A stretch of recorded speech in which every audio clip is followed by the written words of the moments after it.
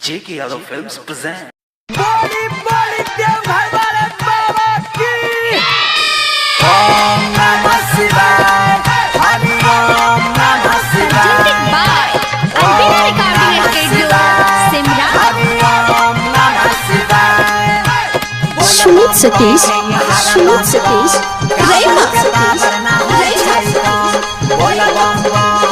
Singing by Bansidhar Chaudhary.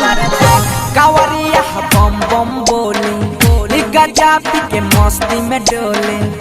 कावरिया बम बम बोले गजा पी के मस्ती में डोले भगवती से मनवाई रहै छै मन देवा घर में भोला जी से होतै दर्शन कावरिया बम बम बोले गजा पी के मस्ती में डोले कावरिया बम बम बोले गजा पी के मस्ती में डोले हर हर बम बोला रहा मस्ती में कावड़ के डोलत रहा ओम नमः शिवाय हरि ओम नमः शिवाय गेरुआ के गमछा कावड़ सजाई के झोल घर जाई छै डीजे बजाई के बोल बम बम गेरुआ के गमछा कावड़ सजाई के झोल घर जाई छै डीजे बजाई के बोल बम के मन तर जपै छै मोने मन देवो घर में भोले जी से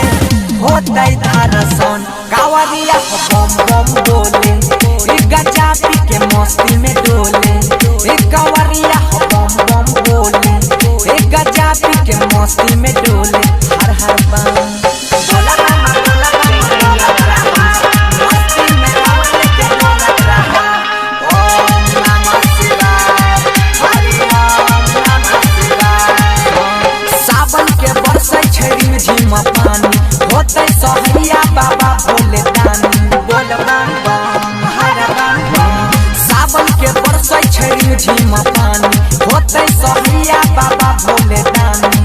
पशुपति भगती में लगैने छै जान